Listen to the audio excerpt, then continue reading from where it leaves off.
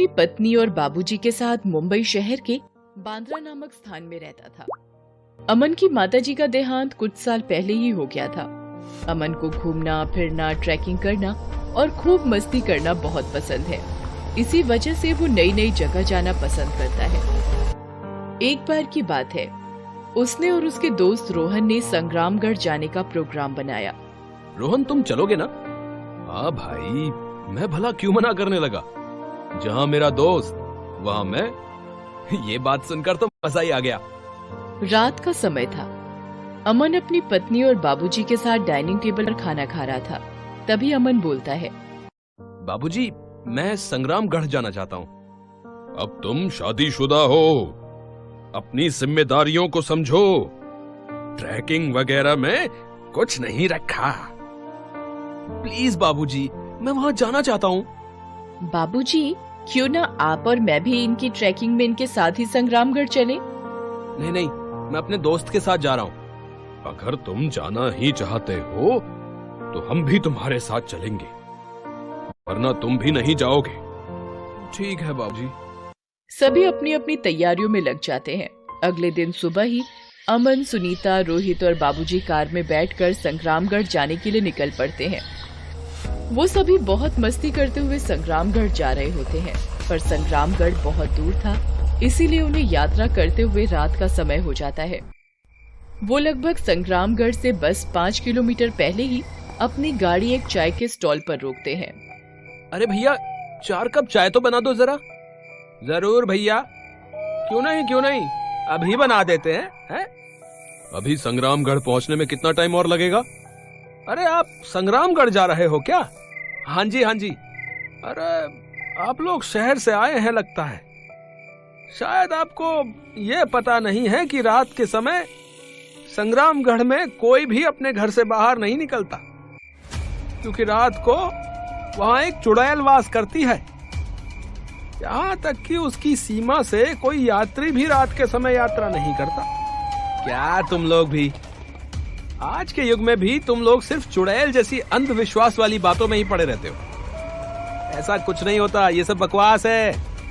रोहित ये बात सुनकर थोड़ा सा डर जाता है और वो अमन की पत्नी सुनीता से आकर इस बारे में बताता है। सुनीता भी ये सब सुनकर डर जाती है और रोहित से कहती है, अमन नहीं मानेंगे, उन्हें ऐसी अंधविश्वासी बातों पर भरोसा नहीं है, इसीलिए मैं कुछ करती हूँ। ठीक है। मैं बहुत थक गई हूँ, क्या हम यहाँ किसी होटल या लॉज में आज रात के लिए रुक जाते हैं? ठीक है।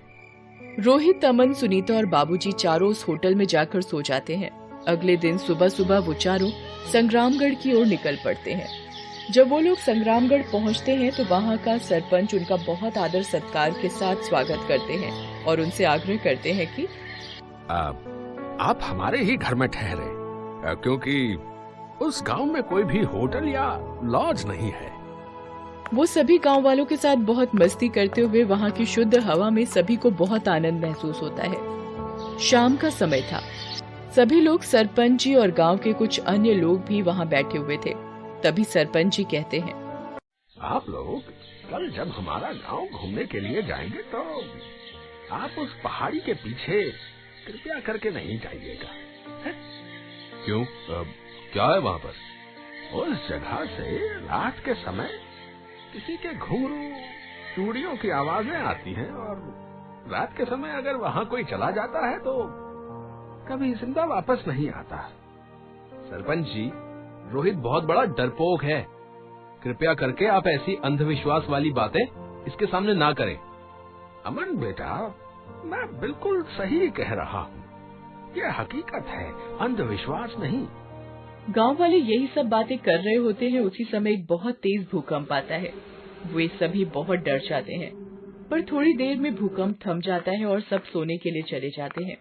अगले दिन सुबह एक गांव वाला दौड़ा दौड़ा सरपंच जी के पास आता है और कहता है कि सरपंच जी, उस पहाड़ी के पीछे आज भी बहुत सारे खंडहर जमीन से ऊपर आ गए हैं। ये बात सुनकर सभी गांव वाले सरपंच जी के साथ अमन, रोहित और सुनीता भी उस खंडहर को देखने की इच्छा से उस पहाड़ी के पीछे जाते हैं। वो सभी लोग उस खंडहर के जब अंदर जाते हैं तो देखते हैं कि वो तो एक महल है जिसमें राजा महाराजाओं के टाइम की बहुत सी चीजें रखी हुई हैं। पर सभी जगह पर एक तस्वीर थी जिसमें बहुत ही खूबसूरत एक राजकुमारी का चित्र बना हुआ था। रोहित, ये कितना सुंदर महल है। मुझे लगता है कि समय के साथ ये जमीन के अंदर धंस गया होगा। हाँ भाई, मुझे भी यही लगता है। दूसरी ओर सुनीता महल के आंगन में एक तस्वीर लगी हुई देखती है जिसमें एक बूढ़ी औरत जैसे किसी राजमाता का चित्र हो, पर वो वहाँ का दृश्य देखकर बहुत आश्चर्यचकित हो जाती है और सोचने लगती है कि कोई भी राजमाता की तस्वीर घर के आंगन में क्यों लगाएगा, और महल की इसी जगह पर इतनी हरियाली और ताजगी है जैसे कि ये जगह जमीन के ऊपर की सतह पर हो, और महल का बाकी हिस्सा एक खंडहर की तरह है। उस हिस्से में बहुत धूल, मिट्टी और मकड़ी के जाले हैं, और महल का कुछ हिस्सा टूटा हुआ भी था।